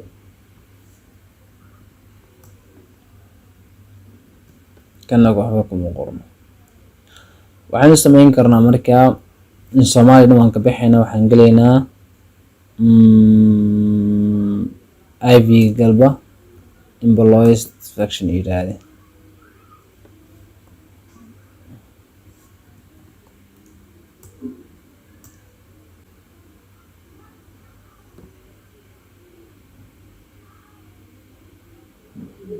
wakaas waxaa leenahay marka employee satisfaction ka waa isna terminology weeyaan kaasoo inta badan loo adeegsan lagu qeexo in shaqaaluhu uu wanaagsan yahay uu buuxinayo هذا بالله التوفيق هذا waxaa leenahay tanaan u anfacaysa anaga idan kanoo qurux marka time roman easy farta 12 iga dhig kan control ayda ka qaad farta alignment iga dhig cabirkan 1.5 is wuxuu marka employee waa terminology loo adeegsado in lagu qeexo in shaqaaluhu faraxsan yahay sidoo kale uu buuxinayo yani la buuxiyo wax loo yaqaano baahiyihiisa iyo yani shaqada uu ka leeyahay kala marka citation naga raba citations kiisa soo sii marka waxaan leenahay book section mise book waa marka book section صباحنا وحيماننا وجيني وحنا reference جايسي reference والبو أن هرو قليه مركا انتو نوجو بوحة مركا وعليه add new مركا عندها كديب section book كده author كيسو قاد مركا authorka buuggan qoray intaani qof isla qoreen, intaan noo soo koobiyey halkaan noo keen. waa qaabka ugu fudud oo sameynayna kaliya marka waxaan ka tirtiraynaa marka ayaaban tiriga ku qorqoran yahay, labada ay ku qorqoran yihiin iyo wanka uu ku qoran yahay. isla magacan ii soo koobiyey waxaad ii keentaa book authorka ii keen. titleka ciwaanka buugga waa maxay? title waa kana marka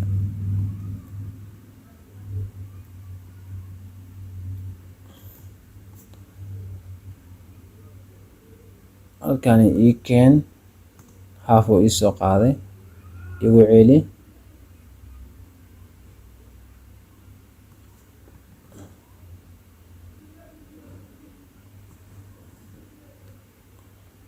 isla intaan ii soo koobiyey book titleka. waayo book title hadda gacanta kuma haysid, idan saana iskaga sii adeegsan kartaa. laakiin book titleka haddaa gacanta ku haysid soo raad istaado. waxaan dhahaynaa hadda waxaa nagala rabaa yaa daawacay, journalkan baa daawacay. noo soo qaad journal publisherka noo keen, yeerka iyo celi. yeerka waxaan leeyahay waa 2012. page titlekan horey ugu qaata sigana.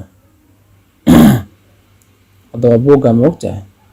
waxaan leeyahay yeerka waa intaas city, intaan ka soo qaad x pageska ii keen. pagekiisana waa 32 ilaa 39. intee ka keenay? waa kana.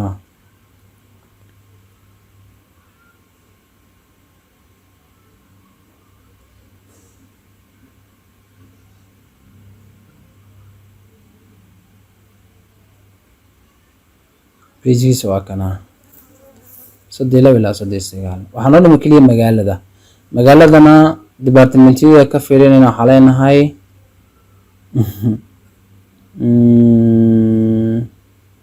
magaalada tii lacala aqoon weyso waxaa sameynaysaa kaliya waxay tahay magaca ka shakiso qaado, magacan qaado, waxaa la tagtaa meesha loo yaqaano Google Scholarska, waxaa leedahay kaliya halkan ku daabaco. Shieldin asaa ku soo qabanayo waa tamujida city in India ka tirsantaa marka Shieldin siyada igu soo qaat.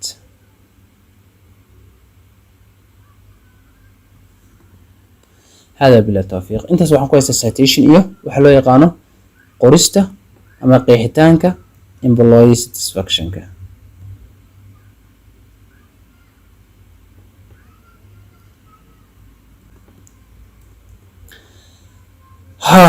malaha markaad waxa ka tahay employee satisfaction inaan qeexo kaliya inta dadaal aan u maray. idan variable-ka labaad ee hadda aan qorayno waxa weeye marka waa promotion. promotion maxaa tahay marka? promotion asna waxaan sameeynaa marka jabta waxaa jira marka pdf aan sigana soo degsanay. hadda kan iga xir, kana iga xir, kana iga xir. promotionadaas aan soo degsanay marka waxaan leeyahay job. hadda waxaan sheegay promotion marka qaabka waxaan soo dejinay hore oo soo qaadanay promotion. hadda intaan nooga taalo waa raadinaynaa asigana. waxaan leeyahay buuggan oo kale waxaan ka raadinayaa maxay? promotion.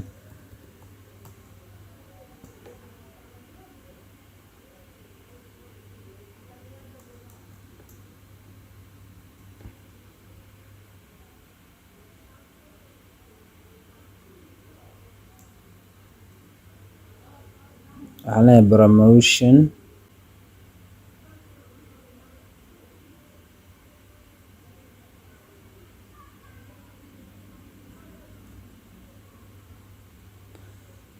erey walba waad u baahan tahay inaad raadiso marka qaabkaasaad u soo raadinaysaa.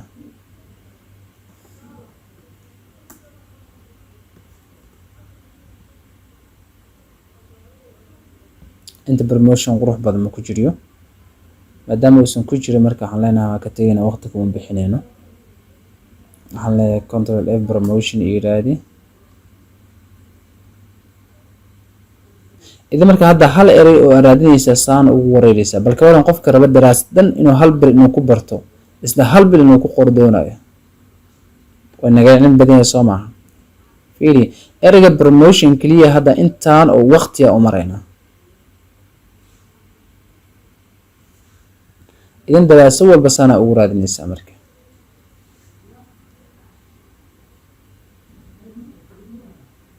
okay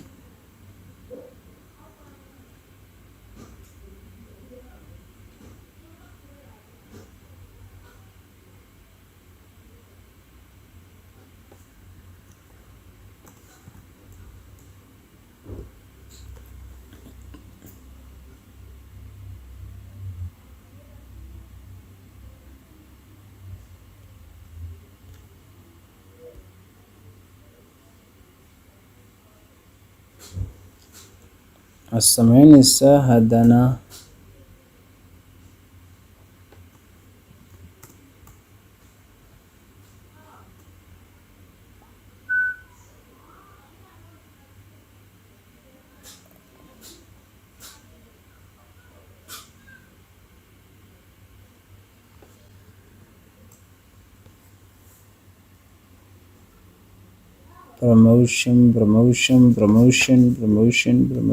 promotion.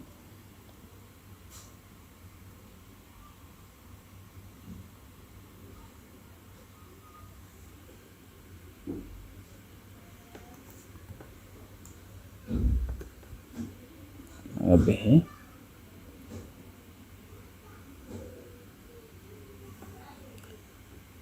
control F control V dhigo.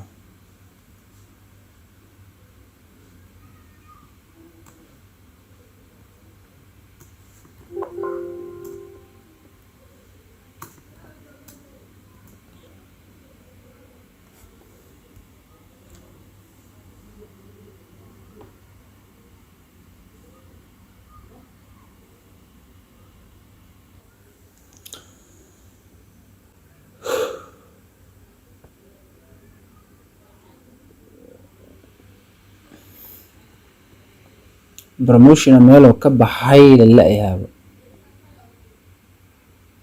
sorry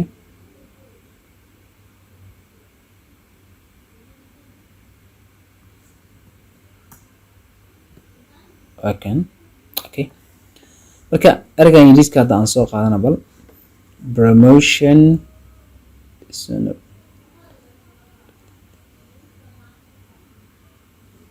okay intaas hadda waa naga anfacaya.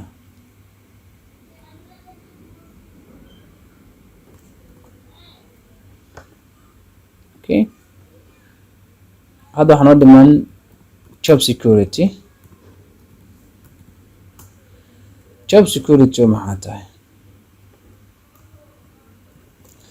job security waxaa leenahay asigana waxaa jira ciwaano badan aan ka qornay aan kasoo degsanay pdf-yadana gelaysaa waxaad soo raadsanaysaa xalada F inta waxaa ku qoraysaa job security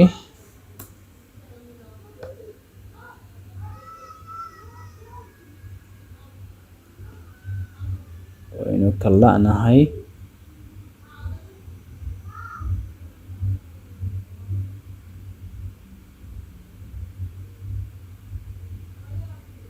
kan laguma arkayo marka labadaba iska xeer kadib waxaa aadaa haddana maxay job book labaad furo control F dheh waxaa ka raadsataa wax loo yaqaano job security weli promotion aan joognaa saan rajeynaya. job security kuma jiro iska xeer haddana furo kan saddexaad furo. idan waxaan leeyahay haddana job security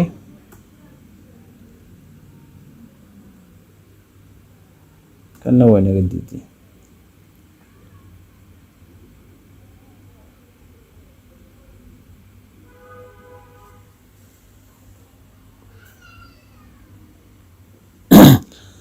bal hada mid kale aan furno. Job stress waa kan iyo productivity weeyaan.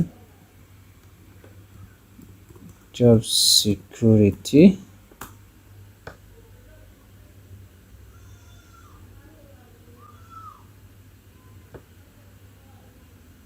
waa kan baa soo qeexan. Maxaa leeyahay marka? Job security is the probability that individual will keep their job with a high level of the internet bal noo soo qabsigana.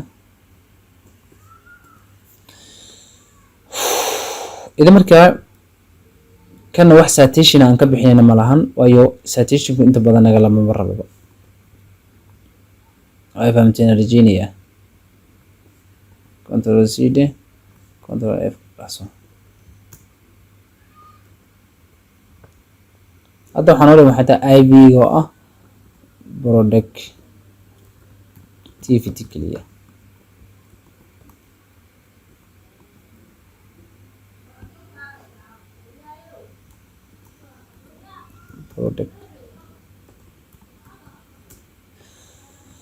productivity isna xal loo rabaa balaan galno oo waqtigeena wuu dhamaaday. productivity kan ugu horeeya gal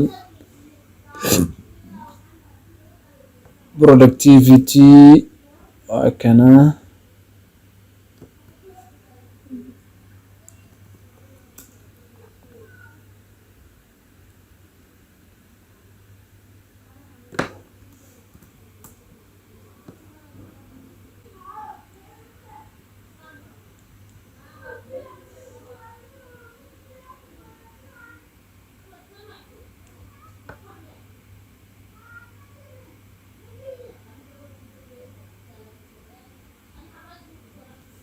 intan aan qaadano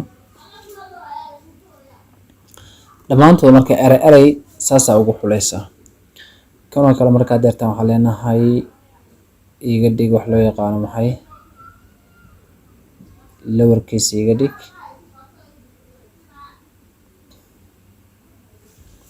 ida marka qurxin ma usoo laabanayna hadda marka 1.9 aan bowsiinayna oo ah wax loo yaqaano conceptual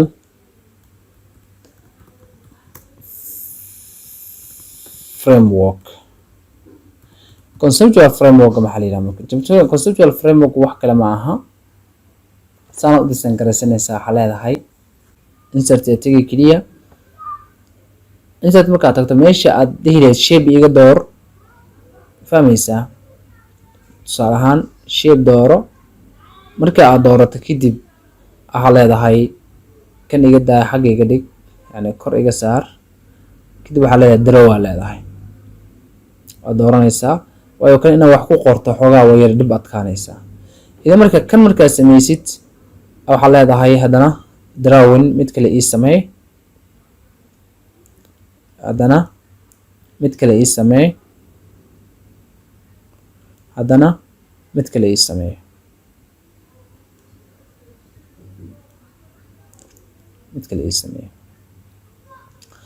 afarta markaa samaysatay kadib aad waxaa leedahay halkan waxaa ku qoraysaa employee korkiisa waxaa ku qornaysaa wax loo yaqaano independent variable.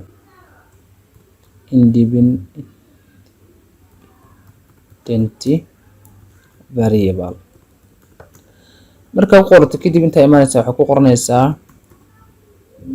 independent variable. labadaas markaa ku qorto kadib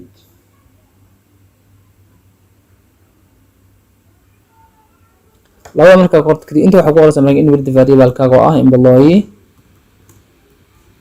satisfaction. inta waxaa ku qornaysaa productivity oo dv-gaaga ahaa.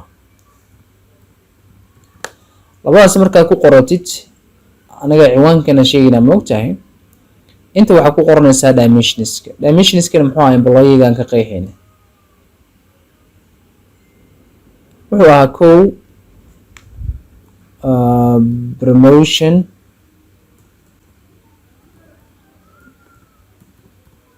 kow iyo waxa loo yaqaano job security. productivity waxaa ka qeexinay growth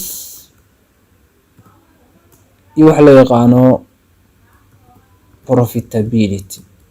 laakiin inta badan waxay IV-yada dimensionska inta badan saddex laga dhigaa. waxaa ku darsan kartaa motivation, waxaa ku dhigtaa stress, ku darsan kartaa waxa doonta ku darsan kartaa. kan asna waxaa nooga dhigtaa capital letter nooga bilaw. idan marka intaan qorto waa design gareynayna marka kadib hal mar waxaa ku laabanaysaa insert, waxaa ku laabanaysaa shapes, waxaa soo qaadanaysaa falaaro.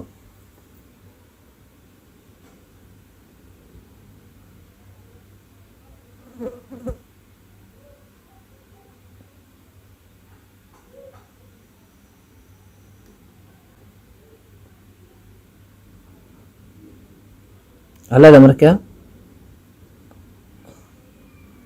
kanoo kale hoos aa geysanaysaa, falaartana soo qaadanaysaa, dhexdaa keensanaysaa.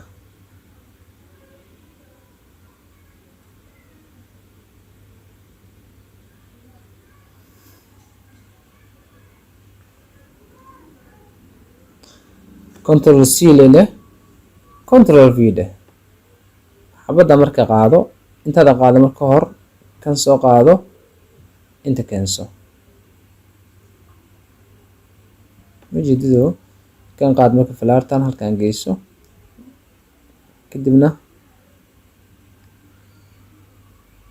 yareyso.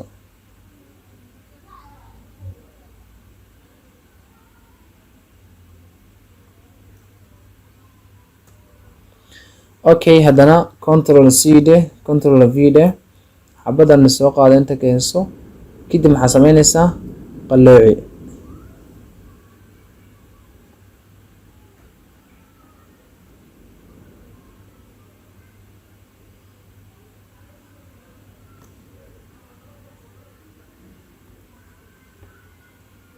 falaarta tooskeeda waqtiga ku baxayo balaaya. okay marka inta hadda aad samaysa marka waa yaro qurqurxinaysaa. marka falaartaada waa yareysanaysaa. kanna maxay koraa u qaadanaysaa, halkaasaa geysanaysaa. kan haddana maxaa sameynaysaa, waa yareynaysaa, halkaasaa geysanaysaa. kan maxaa sameynaysaa, maxay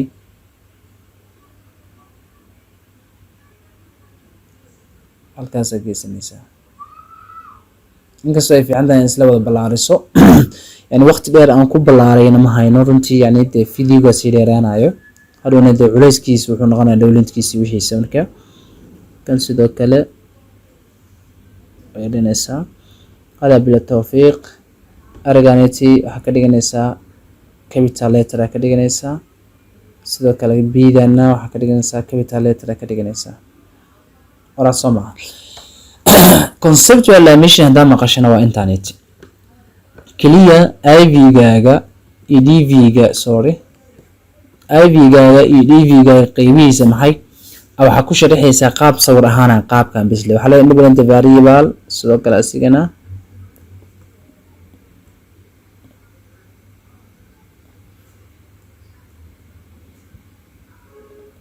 inkastoo ay fiican tahay labadaba markastaan loo qabtana in laga dhigo uppercase in laga dhigo. idan marka jaamacadaada hadba say ku farto professor kaaga yeelisaa. saas waxaa ugu baxnaa hadda chapter 1 insha allahu tacaala.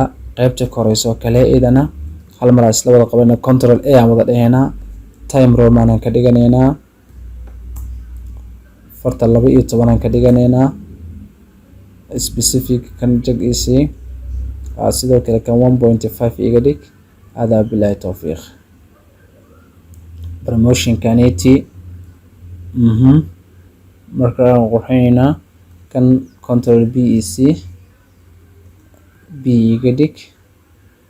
kan waxaa sameysaa bold ka qaad. intaasi markaan sameyna ma aragtay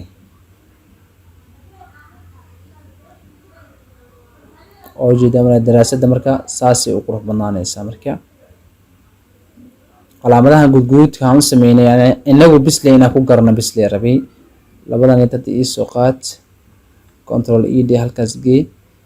iyaga marka waxaa laga rabaa uppercase laga rabaa. barkiisa laga rabaa. sidoo kale meeshaniti waxaa laga rabaa 1.0 oo loo yaqaano introduction ayaa laga rabaa. asigana waxaa laga dhigayaa maxay bold wada dhig, waxaa laga dhigayaa lower case. hada bila tawfiiq. saas hadda waxaa noogu dhamaaday wax loo yaqaano chapter 1. insha allahu tacaala isbuucyada soo socda waxaan geli doonaa chapter 3 aan geli doonaa hadduu ilaahay karaal noqdo. hada bila tawfiiq. wassalaamu calaykum waraxmatullaahi wabarakaatuh. marka waxaan rabay keliya marka 20 daqiiqo inoo harta marka inaan 5 daqiiqo kamid aan ka qaato raali noqo. waxaan rabay confuse yar inaan kusoo yani waxaan rabay marka aragti yar inaan kusoo gudbiyo. walaalkayga iyo walaasheedii videogan daawanayo haddii aad tahay arday iyo haddii aad tahay aadan ahaynba arday, waxaan kugula danayaa maadadan research methodology-gu inaad xoog saartid. walaa shaqadaada ugu baahan tahay, walaa jaamacadaada ugu baahan tahay, noloshaada dhan ugu baahan tahay. jaamacadda heerkeeda koowaad haddii aad kasii baxayso istada maanta fursad haysataa. beri laakiin qof masterka markaad aadaysid ama markaad diyaarinaysid hadda inaysan kuu qorshaysan laga yaabaa. intiina badan waa ogahay hadda waxaa leedahay maxaa iga qusayaan jaamacadan ku dhamaynayaa. laakiin buuggaanaytu waa buug la xarayn doono yani video gaaran kasoo bixin doonaa yani waxa aan sheegayo yani waayo hadda ma ka wada gaari karayo. laakiin waxaan kugula talinayaa maadada research methodology-gu inaad xarun u tagto ee aad baratid. maanta waxaa helaysaa macallimiin fursad ku haya, waqti ku haya, adiguna waqti aad u haysid. laakiin haddii aad maanta baran sida ardayda maanta kasoo hadlaysa Uganda, ardayda maanta kasoo hadlaysa Turkiga, ardayda maanta kasoo hadlaysa Kenya ee masterka aaday oo kala hadhowna u soo cabaadaysa. yacni intaysan waqti kula tegin waxaan kugula talinayaa hadda time haysataa, lacagna waad haysataa, dhalinyarana waa tahay. laakiin beri waxaa laga yaabaa inaad reer yeelatid, waxaa laga yaabaa adoo shaqo haya inaad masterka baratid. yani fursadda maanta aad hayso adoo baaja oo aad shaqo haynin beri ma haysid. idin beri marka ardayda badanaa fiira masterka diyaar hadda macallimiinta wax ku akhrinayaan badankood master diyaarinayaan. idan marka fursad ma isku keenaysa marka inaad shaqo aadid, reerna aad u talisid, masterna aad aadid, maadada researchkana aad baratid. waxaan kugula talinayaa lacag $50 intaa buug ka bixi lahayd adiga $30 ku baro. haddaad maadada u baahantahay waan ku haynaa barashadeeda ayadoo lagugu imaanaya gurigaaga, xaafadaada, goobtaada shaqada. waqti kooban 2 saac 1 saac bar lagu siinayo. inaga ku hayno macallimiin noocaasiya ku soo dirayno. waxaan kugula talinayaa marka ustaado maadada inaad baratid, kal ilaa baratid. wallahi waxaan hubaa haddii aad xiisada koowaad xiisada labaad aad qaadato noloshaada waxba iska bedelayo. wassalaamu calaykum waraxmatullaahi wabarakaatuh. waxay darajinayaan nolol wanaagsan iyo maadada research methodology-gu ilaahay subxaanahu wa tacaala nacfi fiican ilaahay noo geliyo. waan idinkaga mahadcelinayaa anigoon aan idinka codsan subscribe iyo like iyo waxba idinka codsan inaad ii saartaan. runtii aad u mahadsantihiin. waana idin mahadcelinayaa mar labaadba. soo dhawaada. السلام عليكم ورحمة الله وبركاته. وإنه كلن كحيجو يحسدني محي chapter 2.